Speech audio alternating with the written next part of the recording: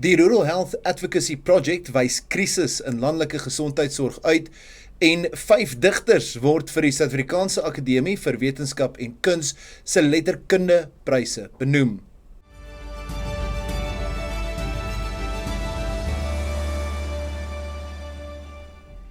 Goeiedag, dis tyd vir Pretoria FM se visuele nuusbulletin in Afrikaans. Die nuusbulletin is met trots geborg deur Solidariteit. 'n Verslag van die Rural Health Advocacy Project wys dat openbare gesondheidsorg in landelike gebiede in Suid-Afrika 'n ernstige krisis is. Volgens die verslag het slegs 54,9% van klinieke in 2019 en 2020 aan minimumstandaarde vir behoorlike gesondheidsorg voldoen, met provinsies soos Limpopo, die Oos-Kaap en die Noord-Kaap wat die swakste presteer het. Sekere distrikte, insluitend Vhembe en OR Tambo, toon besonder lae vlakke van sogenaamde ideale klinieke. Die verslag waarsku dat die stelsel onder druk is weens onderbefondsing, 'n tekort aan dokters en swak infrastruktuur. Gemeenskapsleiers in Wentworth en Durban eis dat stappe teen personeel van die Wentworth Provinsiale Hospitaal gedoen word nadat 'n vrou op die gras buite die noodafdeling geboorte geskenk het. Ooggetuies beweer die vrou het om hulp gesmeek, maar is deur verpleegpersoneel weggewys en aangesê om te wag. Volgens 'n inwoner, Wendy Connor, het die baba op die gras geval voordat mediese personeel uiteindelik gereageer het. Die gemeenskapsleier, Olivia Stewart-Jones, het die voorval as onmenslik en as totale pligsversuim bestempel.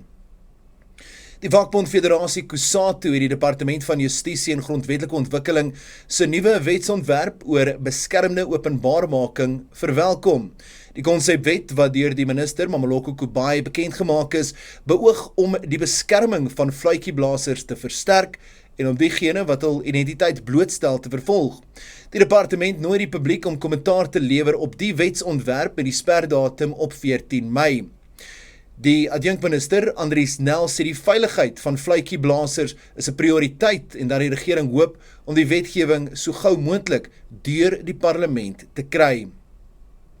Die parlement se nuwe komitee oor die presidentsie sê hy is bekommerd oor hoe die toenemende aantal rade, taakspanne en adviesliggame in die presidentsie gemonitor en gemeet moet word. Die komitee het na 'n strategiese beplanningssessie besluit om met die presidentsie te vergader om sy werksaamhede en strukture te verduidelik, aangesien dit tans onduidelik is waar aanspreeklikheid vir uitkomste lê. Volgens die komitee maak die presidentsie se oorhoofse rol oor verskeie regeringssfere dit moeilik om prestasie en uitwerkings duidelik te meet, veral wanneer daar verskeie liggame betrokke is. President Cyril Ramaphosa het vir regter Nambiti Dambuza Moyosi en regter Catherine Savage as regters van die konstitusionele hof aangestel.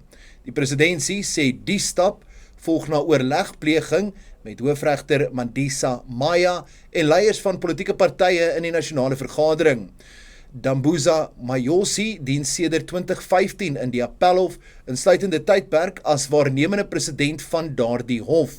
Regter Savage is op haar beurt sedert 2015 op die bank van die Wes-Kaapse Hooggeregshof en dien sedert 2024 op die Arbeidsappelhof.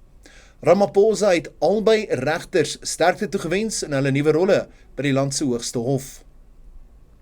En 5 digters is vanjaar vir die Suid-Afrikaanse Akademie vir Wetenskap en Kuns se letterkundepryse benoem.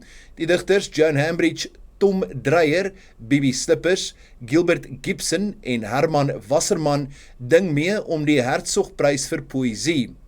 Die benoemings is gister bekend gemaak en sluit ook die Eugene Marais Prys vir poësie of drama, die SA Akademieprys vir vertaalde werk en die LW Heemstra Prys vir nie-fiksie in. Die wenners word op 23 April bekend gemaak en die pryse sal op 2 Oktober oorhandig word. Die nuusbulletin is met trots geborg deur Solidariteit. Ek is James Kemp en ek hoop jy het 'n lieflike naweek verder.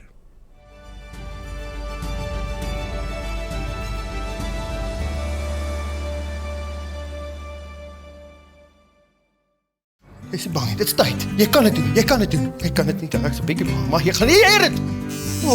Wacht gou. Ek het dit. En nou? Good. Jy lyk dit. Wat maak jy? Ek moet nie wees. Ek moet dit doen. Waarvan praat jy? Hulle sê solidariteit is op almal se lippe. Jy hoef nie 'n tattoo te kry nie. Kom, is maklik, ek wys jou. Hoorie, Janko. Moenie dit oordink nie. Sluit aan by Solidariteit. Vinnig, gerieflik en pynloos.